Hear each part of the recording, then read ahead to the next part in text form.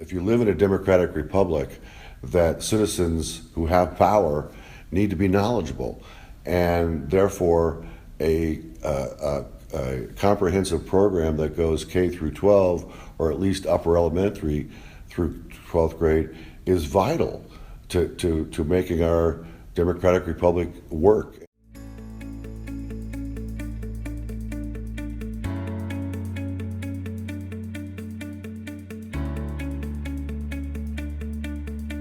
What I really saw happening using this program, I was excited, they were excited, but it started to build a community within each classroom.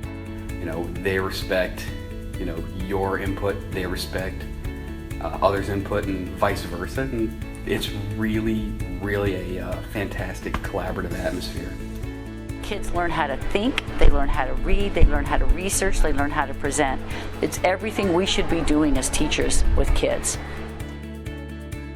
Well, the James Madison Legacy Project is a grant from the Department of Education. It's a seed grant, and it is to involve students who are high-need students, a high percentage of free lunch and or Title I schools. So across the country for 3 years, we'll have 3 cohorts of 675 teachers in each cohort, which is huge, I think. And the hope is that through professional development of those teachers, each group of those teachers, each cohort is 52 hours of content and pedagogy, that they will learn how to incorporate the We the People program into their classroom.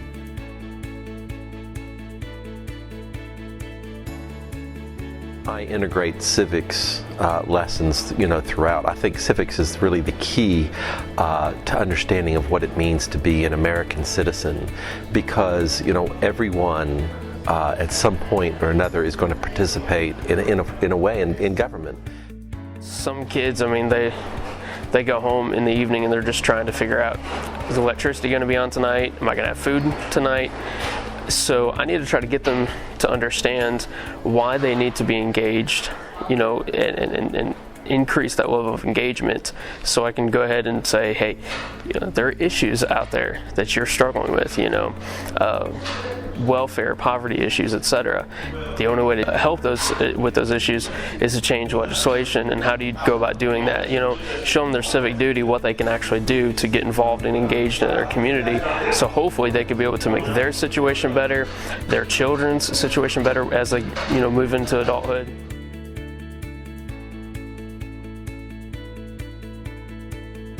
What is needed is content. Teachers will tell you that what they need is more content. They come out of colleges not knowing a lot about how to teach government, because a lot of them are social studies teachers who have had responsibility to learn a lot of different areas. And so this is a way for them to get specific content on government and the Constitution and Bill of Rights with leading scholars in America on these subjects. Networking is a huge thing here. Because now I've had a chance to meet 35, 40 other teachers from across the state. So now I can be able to keep in contact with these folks, and we all have levels of strengths, and so I can look at somebody who is very good at something that I'm not, and they can help me, tell me strategies that they use, maybe certain things that they will emphasize when it comes to this particular project, and maybe that can help me when I'm looking at students I'm struggling with something I'm teaching, some sort of content that I just see my students are getting. I can just email, get on social media, or send a phone call to somebody that I've met through these institutions, and they can kind of help me out through that.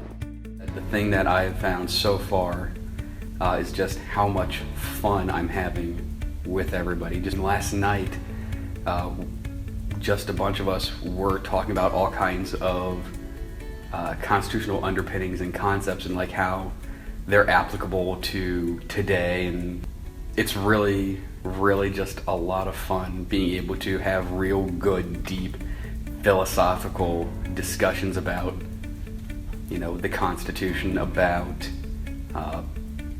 political theory and thought, and it's really fun.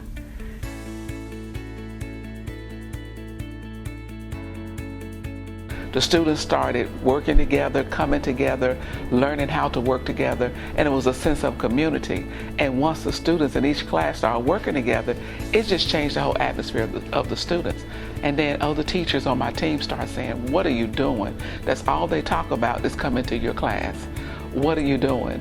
And so when I shared with them what I was doing, they said, well, what can I do to help? So then it became a team effort, and it just opened up so many doors for us. This group of 4 girls, it just blew me away. The question I had asked them came from Unit 6, and I asked them about why is it important for you to be an informed citizen? They looked at me like, well, of course you have to do this. I mean, how would we know how to be a community member, how to be sensitive to other people's political rights and civil rights, and this is what the founders wanted us to do. They expected us to be an engaged group of people. I mean, they just had this rich idea at 7th grade about how they could be a citizen. I came over to the Jackson Institute and discovered the most incredible teaching program and process.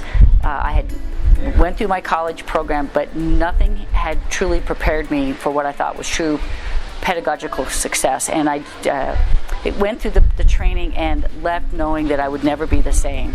And I wanted to take it back to my classroom and implement the strategies, the curriculum, the simulated hearings with my students, because I knew it would be the most incredible learning experience. So needless to say, I stayed in education. I'm still in education. I'm a principal now, but those concepts that I learned and those strategies I learned has helped me even to be a good principal, a good leader, because doing we do team evaluation with our teachers, and the rubric that we use, so many of those things on the rubric covers what we cover in We the People. So it's a great tool.